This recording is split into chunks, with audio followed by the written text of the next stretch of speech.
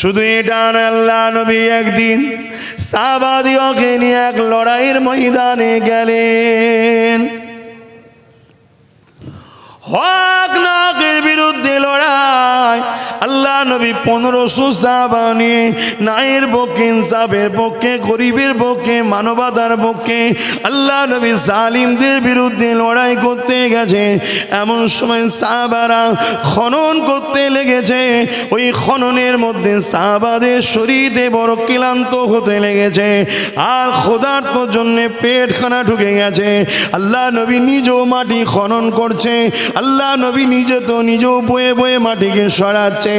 এই অবস্থা দেখে ওই পাশে একজন সাহাবী ছিলেন, তিনার বাড়ি সেখানে ছিল। ওই সাহাবী ফিরে এসে স্ত্রীকে বলতে লেগেছে, আরে দয়া নবী, বড় ক্ষুধার্ত রয়েছে, ঘরে কি কিছু খাবার রয়েছে? স্ত্রী বলল, তেমন কিছু নেই, সামান্য জবের আটা রয়েছে আর একটা ছোট বকরি রয়েছে। আল্লাহ নবী সাহাবী জবাই করে দিলেন। স্ত্রীকে বললেন, রান্না তৈরি করুন, রুটি বানান। সাহাবী চুপি চুপি গিয়ে আল্লাহ নবীর কানে কানে বললেন, ইয়া রাসূলুল্লাহ, হাবিবাল্লাহ, আপনি, আবু বকর, ওমর, হুজুর আপনাদের তিনজনকে দাওয়াত দিচ্ছি। কেন খানাটা সামান্য 1500 জনকে দেবে কি করে? এই সাহাবী বললেন, তিনজনকে দাওয়াত দিচ্ছি, হুজুর আপনাদের দাওয়াত কবুল করুন। আল্লাহ নবী আলহামদুলিল্লাহ দাওয়াত কবুল করলো। সাহাবী ঘরের দিকে আবার রওনা দিয়েছে, কেননা দিন দুনিয়ার বাদশাহ, মেহমানদারি করতে হবে, তাই স্ত্রীর কাজে সহযোগিতা করবে বলে স্বামী ঘরের দিকে রওনা দিয়েছে। কয়েক পা আগিয়ে আসার পর আল্লাহ নবী আওয়াজ দিলেন, এ আমার অনুচরেরা, আমার সাহাবারা।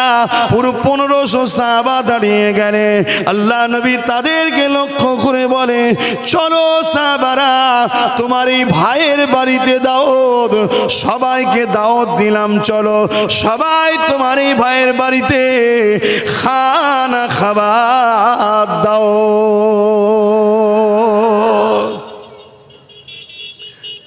সাহাবী শুধু একবার ঘুরে দেখলেন, নবী পুরো টোটাল সাহাবীকে দাওয়াত দিচ্ছে, সাহাবাদেরকে। খানা যা আছে, তিনজনকে দাওয়াত দিয়েছে, উনি আছে 4 জন, বাড়িতে 2 বাচ্চা আছে, 5-6 জন, স্ত্রী 7 জন, তাহলে অল্প খাবার। এজন্য 3 জনকে বলেছে, আর নবী দাওয়াত দিল কজনকে? সবাইকে। সাহাবী চিন্তায় পড়বে না পড়বে না বলুন? এখন আমি যদি 50 জন নিয়ে আজকারের বাড়ি ঢুকি, যে সব খাবে লিয়ায়, 50 জন যদি বলি, বাড়িওয়ালা টেনশানে পড়ে যাবে না? যাবে না? ওই তো আজকারের আব্বা বসে এখন তুই টেনশন পড়ে গেছে যে বাবাজি কি সর্বনাশ করবে মনে হয়। কি টেনশন হওয়াটা স্বাভাবিক, যে কি হবে রে বাবা হঠাৎ করে, হ্যাঁ, আর খাবারও নাই, কি হবে? সাহাবী ঘরে গেছেন, যে স্ত্রীকে সব শুনিয়েছে যে আমি খুব পেরেশানে আছি। কেন কেন? যে রাসূলুল্লাহ পুরো 1500 সাহাবাকে দাওয়াত দিয়েছে, খাবার তো অল্প। আহা, স্ত্রীও কত আল্লাহ ওলি ছিলে দেখেন, কত নেক বান্দি ছিলেন দেখেন। তাই নবী বলেছে, রূপ দেখো না, দিনদারি দেখো, গুণ দেখো। রূপ আজ আছে কাল থাকবে না, দিনদারি দেখো, দিনদারি। তার মধ্যে যদি নবীর প্রেম থাকে, আল্লাহর ভয় থাকে, এরকম স্ত্রী দেখে বিবাহ করো, জানবে বাইরে বেরিয়েও নিশ্চিন্তায় থাকতে পারবে। আর না হয় সব সময় ব্রেন খিটখিট খিটখিট করবে। তুমি এক কাজে যাচ্ছ, তোমার মাথা কাজ করবে না, সব উল্টো পাল্টা হয়ে যাবে, শান্তি থাকবে না। শুনছো তো নাকি ভাইরা? রসুল এমনি বলেন, দিনদারি দেখো, দিনদারি। যার মধ্যে দিন আছে, আল্লাহ আছে, নবী আছে, সে কখনো স্বামীকে ধোকা দেবে না। আর যার মধ্যে আল্লাহ নবী নেই, শুধু যেতে বাকি, ধোকা দেওয়া শুরু করে দেবে। নাউজুবিল্লাহ। সমাজে ঘটছে না ঘটেনি? আর এই সমাজ, আর একদল নাট্যকার বেরিয়েছে, এই সমাজে সুস্থ সুস্থ সংসারগুলোতে আগুন লাগাচ্ছে। একদল নাট্যকার বেরিয়েছে না, সিরিয়াল দেখাই না, স্বামী অফিসে চলে গেল, আর বেশি বলতে পারছি না। এই যে নাটকগুলো, এই নাটকের জন্য সুস্থ সুস্থ শরীরও নষ্ট হয়েছে, সংসার নষ্ট হচ্ছে, ছন্দ ঢুকিয়ে দেওয়া হচ্ছে। কথা বললেন, এসবগুলো দেখবেন না। আপনি কেমন স্বামী, আপনার স্ত্রীকে ভরসা করেন না? আপনার স্ত্রীকে পেয়ার যদি করেন তার উপরে ভরসা নেই কেন? তাকে মন খুলে ভালোবাসুন, তার উপরে ভরসা রাখুন। কথা বুঝলেন? তবে তো দুনিয়ায় শান্তি পাবেন। আর না হয় যদি ব্রেনই সবসময় পেরেশান হয়ে আছে, দিলই যদি পেরেশান হয়ে থাকে, তাহলে কি করবেন? কথা বুঝছেন তো ভাইয়েরা আমার রসুল পাক সাল্লাল্লাহু আলাইহি ওয়াসাল্লামের এই কথা শুনে ওই সাহাবীর স্ত্রী কি বলছে জানেন? বলি একটু, কি বলছে? যে আপনি দাওয়াত দিয়েছেন কজনকে? যে আমি 3 জনকে দিয়েছি।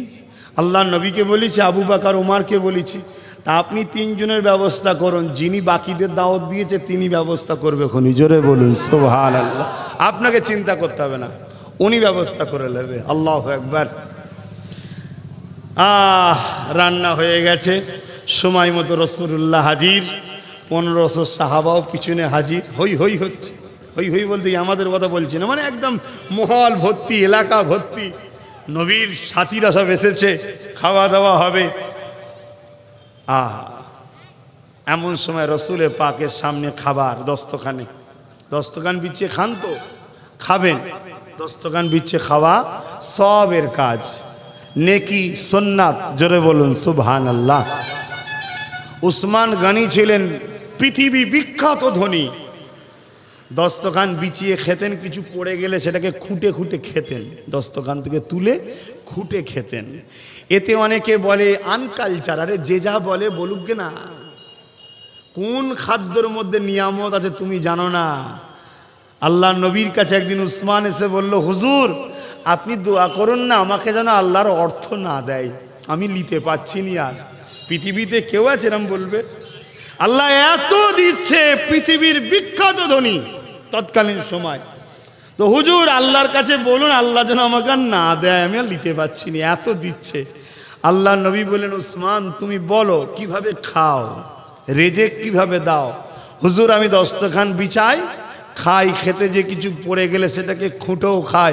আল্লাহ নবী বলেছিল, উসমান তোমার রেজেকের কোনো দিন অভাব হবে না। জোরে বলুন সুবহানাল্লাহ। কেন? তুমি রেজেককে সম্মান করো, রেজেককে সম্মান করো। আর আমাদের এখন ফ্যাশন শুরু হয়েছে। ফ্যাশন কি? বিয়ে বাড়িতে ফ্যাশন, নানা রকম খাবার, বুফে সিস্টেম, আবার যে যা খুশি তুলে খাবে। ওই একটা নিয়ে খানা বাবা, শেষ হলে আবার নিবি কেন? এক গাদা দেখে নজর সামলাতে পারেনি, ইটা দুটো, ওটা দুটো, ওটা 4টে, ওটা 5টা নিয়ে পাহাড় করেছে প্লেটকে, যেন বিড়াল ডিঙাতে পারবে না এমন অবস্থা। নিয়ে কিছুটা খেয়ে ঢেকুর টেকুর তুলে অর্ধেকের বেশি নষ্ট। কি এটা? হ্যাঁ, তুমি জানো এই জমিনে লাখো মানুষ পানি পায়নি খেতে? বেশি নয়, আমার বাংলায় চলে যাও, পুরুলিয়ার দিকে পানি নেই। 14 কিলোমিটার 15 কিলোমিটার দূরে দূরে সব পানির ব্যবস্থা। আল্লাহ এত ভালো রেখেছে বলে তুমি এত গাফলতি করছো? তুমি ভেবে দেখো, তোমার সংসারের 5 জনকে খাওয়ায় আল্লাহ, তুমি শুধুমাত্র ওসিলা, এই সংসারটা টান থেকে তোমার কি হচ্ছে? আর আমার আল্লাহ কুল কায়নাতে জাররা জাররা ছোট্ট ছোট্ট পোকা মাকড় পানির তলাতে, সাতবক জমিনের নিচে যেখানে যা আছে, টাইমে টাইমে সবার খাবার দিচ্ছে। জোরে বলুন সুবহানাল্লাহ। শুধু পানিটার হিসাব করো তো, পানি বলো আমরা ডেলি কত লিটার পানি খাই? কম করে গড়ে 3 লিটার ধরছি, 3 লিটার। 700 কোটি মানুষ আছে, তাহলে হিসাব করো তো কত পানি আল্লাহ খাওয়ায়। ক পয়সা নেয় আল্লাহ, সব ফ্রি। আর একটা মানুষের ডেলি কি 3 লিটার পানি হয়? গোসল করতে লাগে, আরো প্রয়োজন কাজে লাগে, উজু করতে লাগে, থালা বাসন জামা কাপড় ধোয়া, কত কিতে লাগে, ঘর মোছা পরিষ্কার করা, সব কে দেয়? পানিটা। এই পানিটা কার বলুন না? এই পানিটা কার? কেউ একটা পাইপ লাগিয়ে দিলেই পয়সা নেয়, আর আল্লাহ সব ফ্রি দিয়েছে। সেই আল্লাহর জন্য কি করলে? হ্যাঁ, এগুলো ভাবতে হবে, ভাবলে পরিবর্তন আসবে। তো যাক, আমার ওই নবী সাহাবী ঘরে গেলেন, রেডি হয়ে গেছে, সাহাবা হুজুররা এসে হাজির হলেন। আল্লাহ নবীর দস্তখানে খাবার।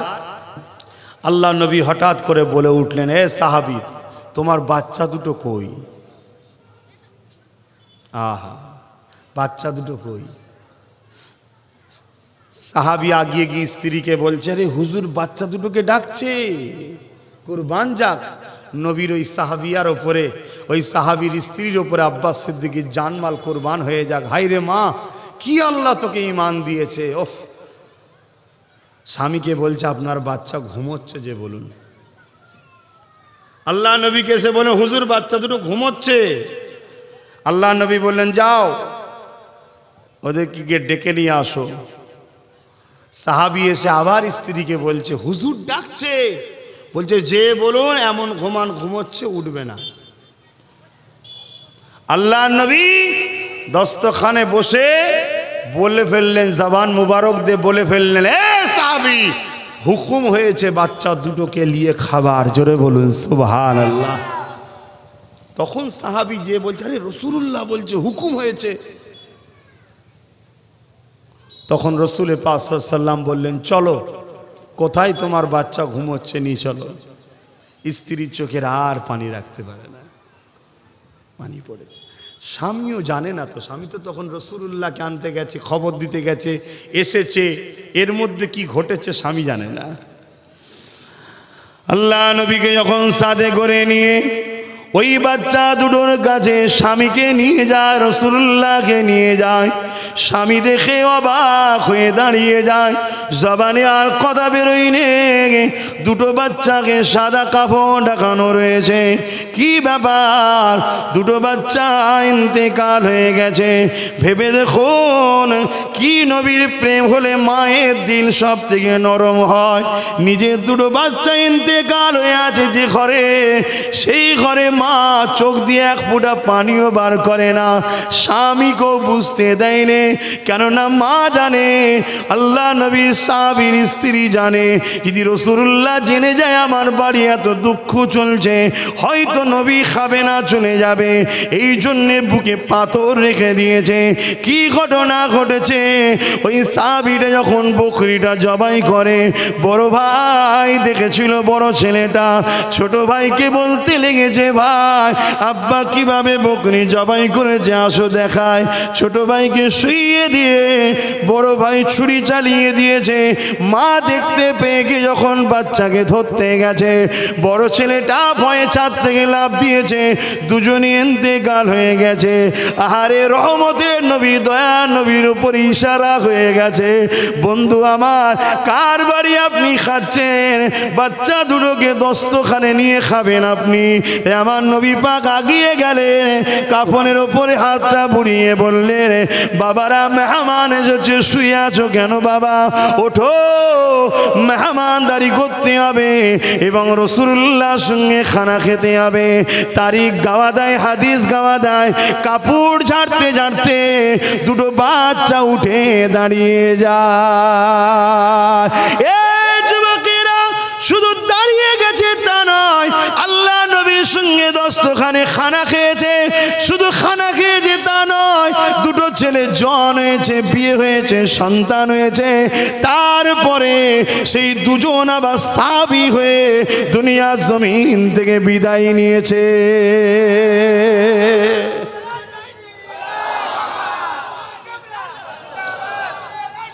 জিন্দাবাদ, আল্লাহু আকবার। সেই নবীকে মানো, সেই নবীর নেতৃত্ব মানো, সেই নবীর লিডারশিপ মানো, সেই নবীকে মডেল বানাও, সেই নবীকে আইডল বানাও। কার পিছনে ছোট আমার ভাইয়েরা, কার পিছনে ছোট? এ দুনিয়ায় সব ধোকা। তুমি যার নাচ দেখছে ছুটছ, দেখো সে দেশের পকেট কেটে বসে আছে। কত গরিবকে ভিটে বাড়ি উজাড় করে দিয়েছে, কত লোককে ভুল ফিল্ম দেখে সংসারকে ভেঙে দিয়েছে, তাদেরকে তোমরা হিরো বানিয়েছো। আরে তোমার আমার হিরো যদি হয় হযরতে ফারুকে আজম হবে। জোরে বলুন সুবহানাল্লাহ। তাকে হৃদয়ে রাখো। জীবনে কোনোদিন কারোর উপরে জুলুম করেনি। অর্ধেক পৃথিবীর রাজা ছিলেন, অর্ধেক পৃথিবীর খলিফাতুল মুসলিমিন ছিলেন, অর্ধেক পৃথিবীর হুকমরান ছিলেন। পৃথিবীতে কোনোদিন নিজে রাজকোষ থেকে চারানা পয়সা লাইনি। শুনছেন তো নাকি? মাইনে যেটা, সেই মাইনেটা শুধু একবার ঈদের সময়, ঈদ হয় না আমাদের, ওই ঈদের সময়ে ঘরে এসেছে। আর পরিবারের বাচ্চারাও, পরিবার বলেছে যে ঘরে তো কিছু নাই, দেখেন না গত আগামী মাসের মাইনেটা একটু আগে লিয়া যায় কিনা। উনি খলিফা, এটা মাইনে হবে না, হবে না, ডিউটির মাইনে। তা গত আগামী মাসের মাইনেটা একটু অ্যাডভান্স, আমরা অনেকে নিই না অ্যাডভান্স, অ্যাডভান্স নেন না, একটু অ্যাডভান্স হবে কিনা। তা হযরতে ফারুকে আজম চিঠি করেছে কাকে? অর্থমন্ত্রীকে। শুনছেন কাদের পিছনে ছোটেন আপনারা, ভাবেন হ্যাঁ? আর কাদের ঘরের সন্তান আপনারা? অর্থমন্ত্রীকে চিঠি করেছে যে আমাকে যদি 1 মাসের মাইনে অ্যাডভান্স দেওয়া হয় তাহলে ঈদের বাচ্চাদের কাপড়গুলো কিনা হবে। আহা হাই রে আব্বাস, আল্লাহ তোকে কত সুখ শান্তি দিয়েছে, ইনাদেরই দুয়ার ওসিলায়। ইনাদেরকে ভুলে গেলে হয়? হ্যাঁ, তো চিঠির জবাবে অর্থমন্ত্রী কি লিখছে? ভাই উমার, আপনি কি বলতে পারবেন গত মাস আপনি বেঁচে থাকবেন? আপনি কি বলতে পারবেন যে সামনে মাসে আপনি খলিফা থাকবেন? তাহলে আপনি 1 মাস আগের মাইনেটা নেবেন কি করে? শুনছেন অর্থমন্ত্রীটাও কেমন দেখুন, ফারুকে আজমের অর্থমন্ত্রী, উনি বসিয়েছে, ওনারই হাতে তৈরি করা। আর এখন তো ভাগ বাটরা চলছে, শুধু ভাগ বাটরা, তুই হলে আমায় দে, তুই নে আমায় দে। ফারুকে আজমেরই বসানো। ফারুক আজমকে চিঠির উত্তর দিচ্ছে, আপনি গত বছর যে রাষ্ট্রপ্রধান থাকবেন এর কোনো গ্যারান্টি আছে? আপনি বেঁচে থাকবেন তার কোনো গ্যারান্টি আছে? আপনি 1 মাস আগে নেবেন। পরের দিন ওই চিঠি নিয়ে ফারুকে আজম মেম্বারে দাঁড়িয়েছে, ঈদের খুতবা দেবে। শুনছেন, চিঠি নিয়ে দাঁড়িয়েছে, ঝরঝর করে কাঁদছে, সাহাবাদেরকে লক্ষ্য করে বলছে, আমার অর্থমন্ত্রী আমাকে মহা বিপদ থেকে বাঁচিয়েছে, বলুন সুবহানাল্লাহ। আর আমাদের হলে কি বলতাম? ওকে চেঞ্জ কর, ওকে বাদ দে, ঠিক না? ও আমার ঠিক দলদাস নয়, ওকে বাদ দে, আমার হুকুম শুনে নে। তার মানে ফারুকে আজম কাঁদছে আর বলছে, আমাকে আমার অর্থমন্ত্রী বাঁচিয়ে দিয়েছে। এই দেখো আমি চিঠি করেছিলাম, তার জবাবে অর্থমন্ত্রী আমাকে এই উত্তর দিয়েছে, আল্লাহ তুমি আমার এই ভাইকে দুনিয়া আখিরাতে সম্মান দাও, জোরে বলুন সুবহানাল্লাহ। আর একবারের কথা শুনুন ফারুকে আজমের, শুনবেন না? ইনাদেরকে হিরো বানান, ইনাদেরকে দিলে রাখুন, তাহলে আল্লাহ যদি কখনো একটা পদ দেয়, গরিবের পকেট কাটবেন না। যার জিনিস তাকে দিয়ে দেন। আপনার পকেটে আল্লাহ দিয়েছে বলে মনে করছেন নাকি? আপনার তো ডিউটি এটা ওকে পৌঁছে দেওয়া, না পৌঁছালে জবাব দিতে হবে আপনাকে আল্লাহর কাছে। শুধু সম্মান নেবেন এই আশা করলে হয় না, আল্লাহর কাছে ভয় করুন। তো ভাইরা আমার, ফারুকে আজম খুতবা দিতে দাঁড়িয়েছে এক ঈদের সময়।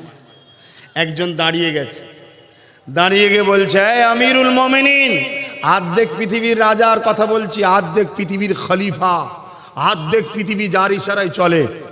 শুনছেন, তিনি যখন খুতবা দিচ্ছে, একজন দাঁড়িয়ে গেছে ওই মজলিসে, সাধারণ লোক, দাঁড়িয়ে গিয়ে বলছে, আমিরুল মুমিনিন, খলিফাতুল মুসলিমিন, আপনি যে বাইতুল মাল থেকে ঈদের উপঢৌকন হিসাবে লোককে কাপড় দিয়েছেন, ওই কাপড়ে কারো একটা জামা গোটা হবার নয়।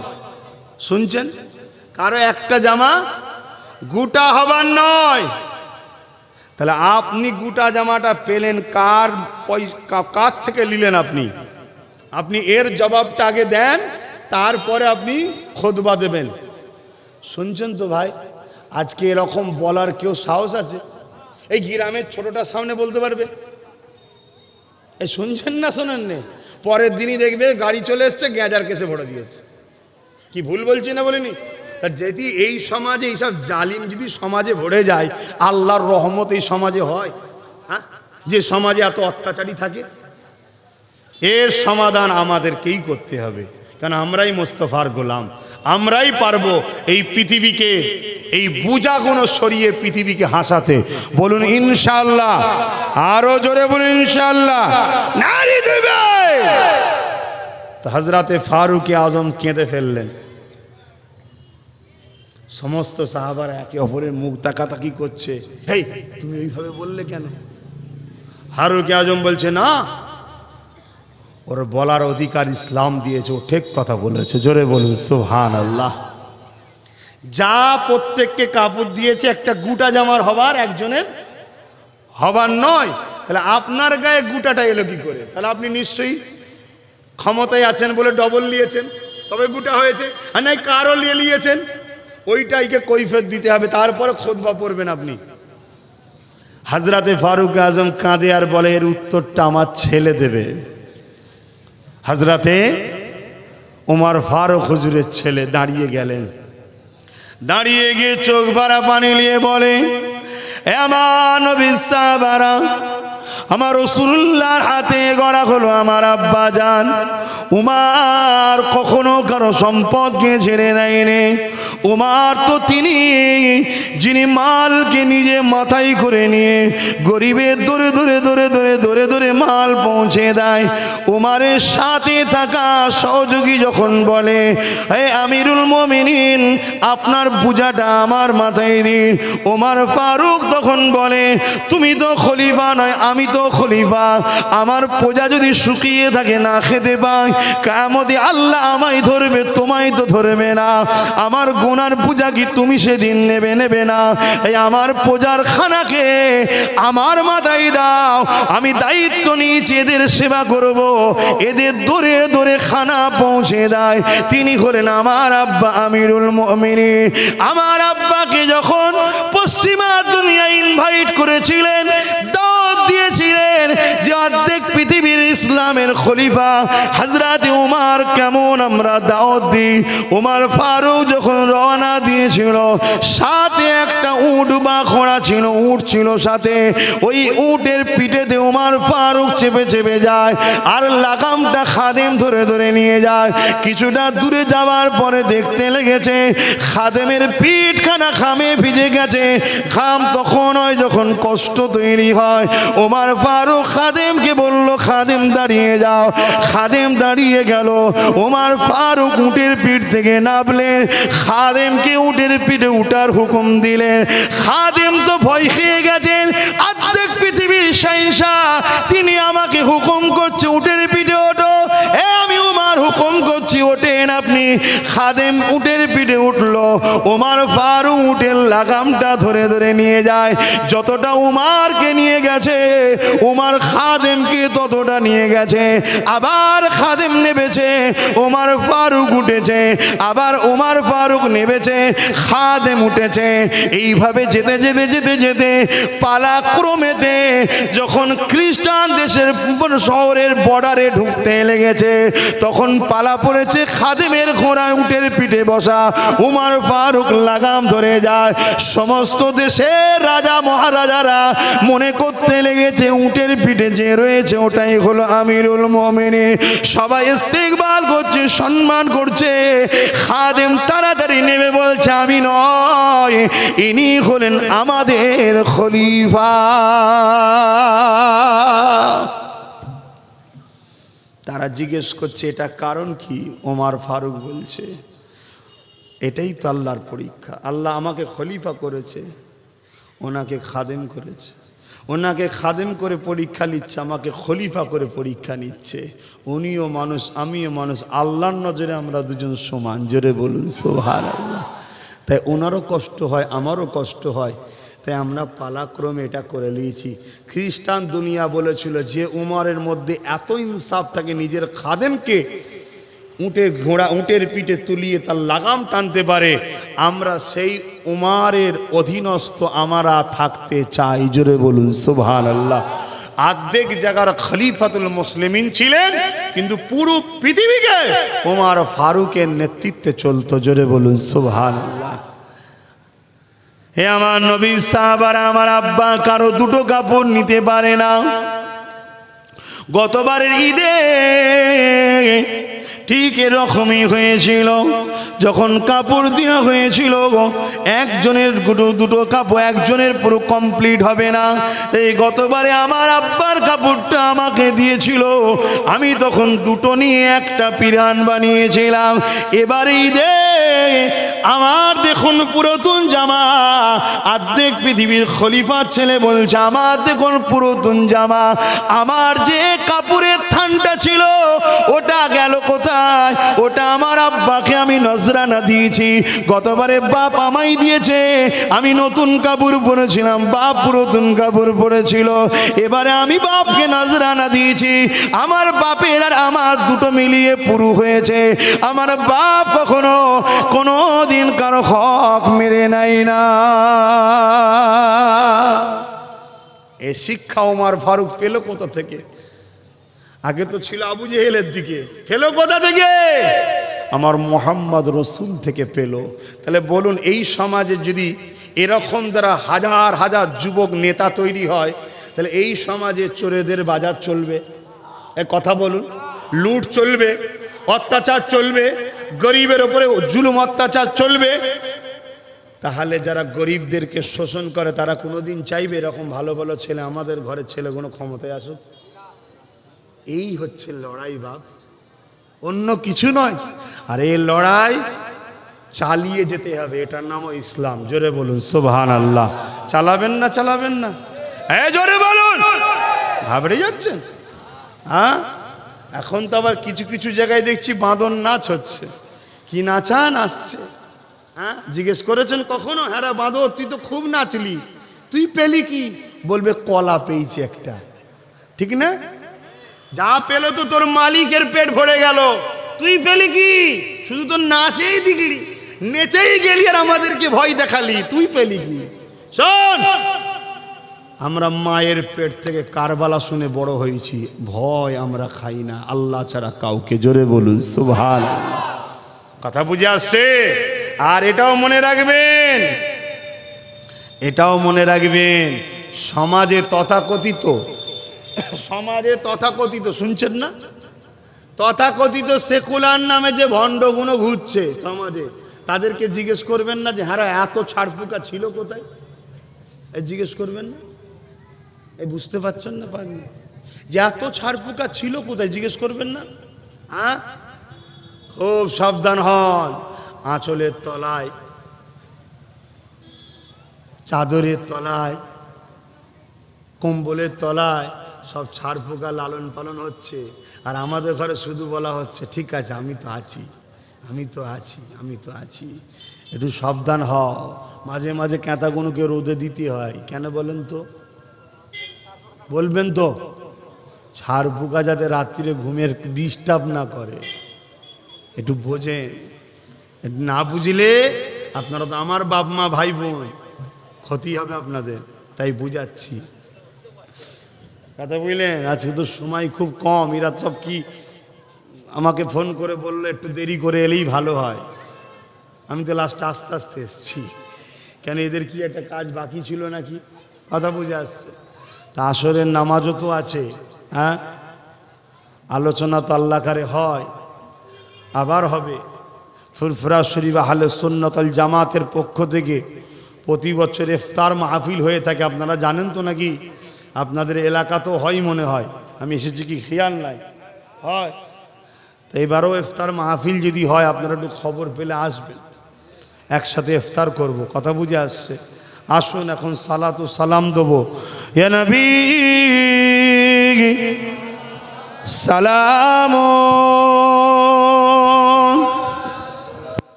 একটা জিনিস খেয়াল করে দেখেন, ওই তো আজকাল দুদিন একটু মনে হয় এসব কাজ করার জন্য একটুখানি চিল্লাচিল্লি করেছে, একটু কথাবার্তা বলেছে, গলা বসে গেছে। কথা বলছে আমার কানে, গলা বসে গেছে। খেয়াল করে দেখেছেন কখনো? আল্লাহ শুকর আমরা ডেলি 4 ঘন্টা 5 ঘন্টা করে কথা বলি, ঠিক না? কত জোরে জোরে কথা বলি, এক এক জায়গায় তো মাইক খুবই খারাপ হয়, তারপরেও কখনো দেখেছেন সমস্যা হয়? হ্যাঁ, কখনো কখনো শরীর খারাপ হয়ে যায়, আর হয়ে যায়, কিন্তু থাকবে। কেন হয় না জানেন? একটাই কারণ, এখান দিয়ে আল্লাহ রসুল যখন বেরোয় না, তখন এখানের উপরে রহমত হয়। জোরে বলুন সুবহান। আর নয় ভেবে দেখুন তো, একভাবে 1.5 ঘন্টা 2 ঘন্টা 2.5 ঘন্টা 3 ঘন্টা কোনো কোনো জায়গাতে এত স্পিডে এত জোরে প্রেসার দিয়ে চিল্লানো যাবে?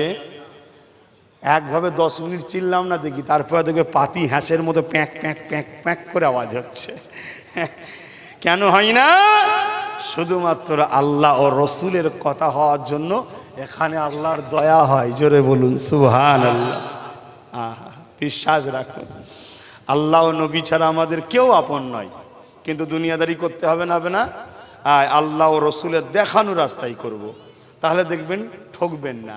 আর আল্লাহ ও রসুলের দেখানো রাস্তা ছেড়ে দিয়ে যেদিকেই যাবেন, কেউ টুপি মাথায় দিয়ে আপন সেজে ঘুরবে, কেউ ঘোমটা মাথায় দিয়ে আপন সেজে ঘুরবে, কিন্তু হাকিকাতে কেউ আপন নয়। আপন হলো আল্লাহ ও রসুল। আল্লাহ ও, জোরে বলুন আল্লাহ ও। তাহলে আমরা আল্লাহ ও রসুলের জন্য একে অপরকে ভালোবাসবো, এই আকীদাটা ঠিক রাখুন। দেখবেন দুনিয়ায় সেই হারানো দিনগুলো আবার ফিরে পাবেন।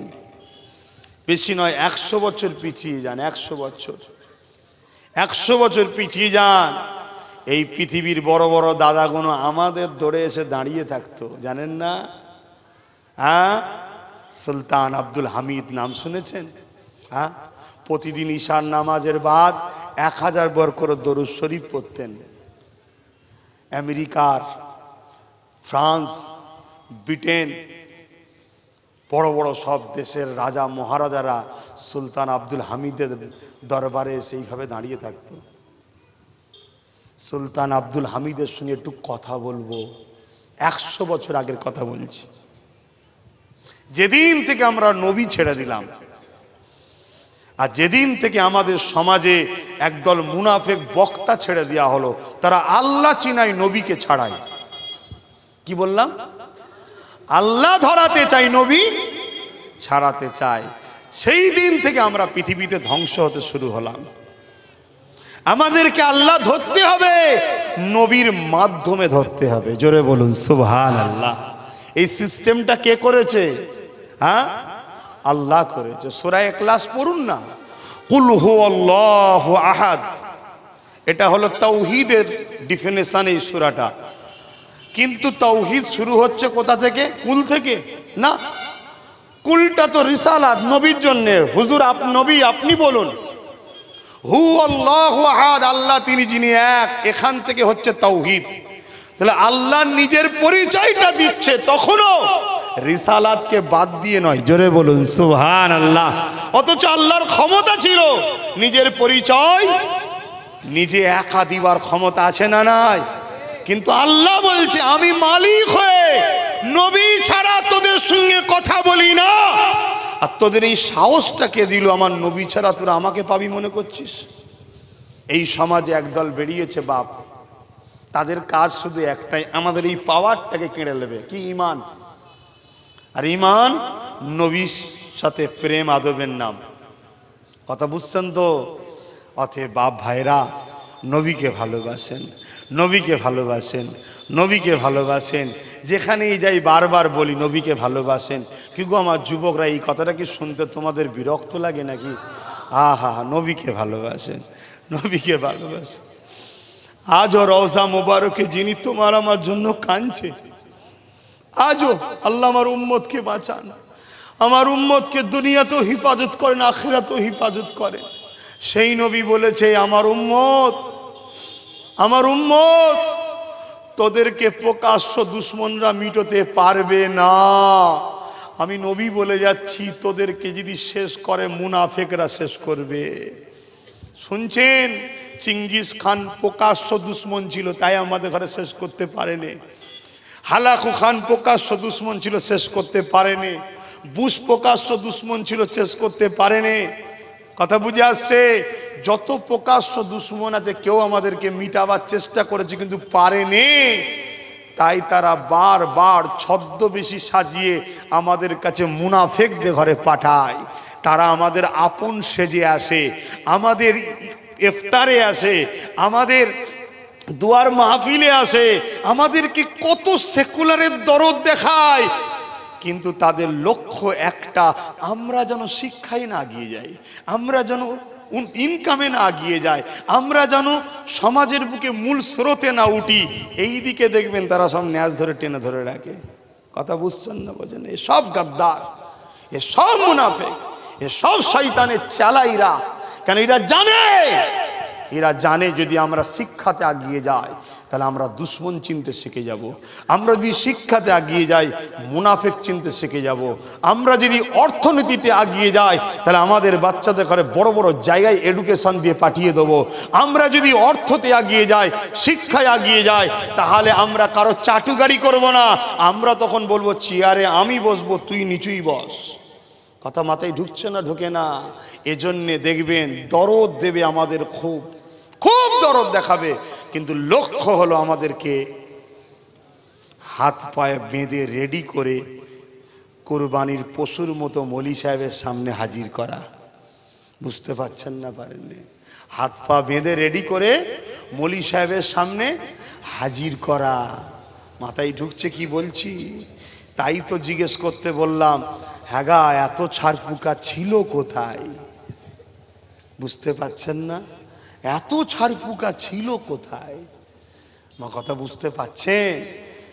এখনো সময় আছে। অনেক গাল খেয়েছি বাপ, মাকে গাল খাইয়েছি, বাপকে গাল খাইয়েছি, ঘরে দুশ্মন হয়ে গেছে, বাইরে দুশ্মন হয়ে গেছে। কথা বুঝে আসছে? সংসারের কথা ভুলে গেছি, বাচ্চার কথা ভুলে গেছি, নিজের শরীরের কথা ভুলে গেছি। সব ত্যাগ স্বীকার করে তোমাদেরকে বাঁচাতে নেবে এত দুশ্মনও তৈরি করে ফেলেছি। তোমরা যদি না এক হাত আগাও তাহলে দুঃখ লাগবে না? লাগবে না? আমার কি করার থাকতে পারে? আর ভেবে দেখো, ভেবে দেখো। আল্লাহ নবী বলেছে আমার উম্মতের মধ্যে যেদিন দুটো জিনিস ঢুকে যাবে সেদিন আমার উম্মত খুব মার খাবে। হুজুর কি জিনিস? একটা হলো লোভ আর একটা হলো ভয়। তা আমাদের মধ্যে ভয় যারা ঢুকায়, জানবেন এ রাসূলুল্লাহর এই হাদিসটা অনুযায়ী আমাদেরকে শেষ করবে বলে ভয় ঢুকাচ্ছে। শুনছেন না শোনেন নে? অতএব ভয় খাবেন না আল্লাহ ছাড়া অন্য কাউকে। মনে থাকবে আজকে তার উদাহরণ তো আল্লাহ দেখিয়ে দিল। প্যালেস্তাইনের দিকে সবাই রয়েছে, পৃথিবীর বড় বড় শক্তি, পারমাণবিক শক্তি, সুপার পাওয়ার সব রয়েছে কার দিকে? প্যালেস্তাইনের বিরুদ্ধে। কথা বুঝে আসছে? প্যালেস্তাইনের দিকে কেউ নেই। প্যালেস্তাইন বলেছে কারো সাহায্য লাগবে না, আমাদের দিকে তো মসজিদে আকসা আছে, যে মসজিদে আকসা দয়ার নবী ইমামতি করেছে, যে দয়ার নবী যার দিকে স্বয়ং আল্লাহ তাদের দিকে। জোরে বলুন সুবহানাল্লাহ। এই অল্প গুটি কত প্যালেস্তাইনবাসী আজকে পৃথিবীর বড় বড় শক্তি দেশগুলোকেও মাথা হ্যাট করিয়ে দিয়েছে, পানি বন্ধ করে দিয়েছে। আল্লাহ আসমান থেকে পানি দিয়েছে। শুনছেন না শোনেন নে? হ্যাঁ, ট্যাঙ্কারের মধ্যে ঢুকিয়ে মারতে গেছে, উল্টো দিক দিয়ে বেরিয়ে গেছে, এরা রানিংয়ে ঢুকতে গেছে, ঢুকে এমন পয়জন সব মরে সাদা হয়ে গেছে, ছোট্ট ছোট্ট। কথা বুঝে আসছে না? আল্লাহ সাহায্য ছাড়া অন্য কিছু নয়। তাই আমি আবার বলবো, নবী যদি ভালোবাসো, নবী বংশের আওলাদ বলছি, মুনাফিক চেনো, মুনাফিক চেনো, মুনাফিক চেনো। প্রকাশ্য দুশ্মন মুনাফিককেই কাজে লাগাবে। কথা বুঝে আসছে? আর মুনাফিক শুধু ভয় দেখাবে, ভয় আল্লাহ ছাড়া অন্য কাউকে করবে না। আর লোভ পড়ে যাবে না, লোভে পড়বে না। কারো কাজে যদি তুমি 500 টাকা পাও না দাদা, তুমি 500 টাকাই লাও, 501 টাকা নেবে না, আর 99 টাকাও নেবে না। আমার পাওনা আমায় দে। কথা মাথায় ঢুকছে না? ঢোকে না? তোকে 1 টাকা বাড়তেও দিতে হবে না, আর আমার 1 টাকাও তুই লিবি না, আমারটা আমায় দে। যদি 1 টাকা ছেড়ে দাও, জানবে সমাজে একটা চোর তৈরি করলে, জালিম তৈরি করলে। কথা বুঝে আসে? ওর অভ্যাস হয়ে যাবে একটু একটু করে ঝাড়া। আর তুমি যদি করা হও তাহলে জানবে সমাজের একজন খারাপ লোক হওয়া থেকে তুমি বাঁচালে। আর কারো থেকে যদি 1 টাকা বেশি নিয়ে নাও, জানবে কারো হক তুমি মারলে। কথা মাথায় ঢুকছে তো নাকি? আমি বিরক্ত করছি আপনাদের? আসেন ইয়া নবী সালাম, ইয়া রাসূল, ইয়া হাবিব সালাওয়াত কঠিন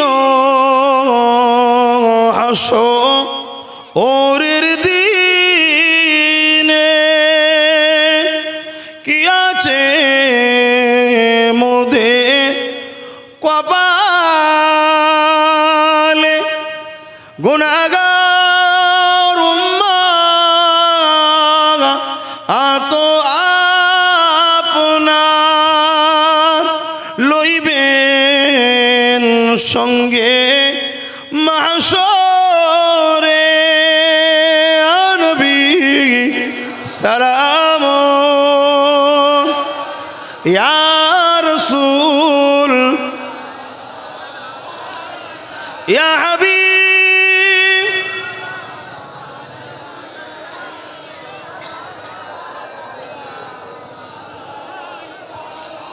দোয়া হবে ভাই, নামাজের ব্যাপার আছে, হু করে সময় চলে যাচ্ছে। একটা ছোট্ট কথা বাপ ভাইরা,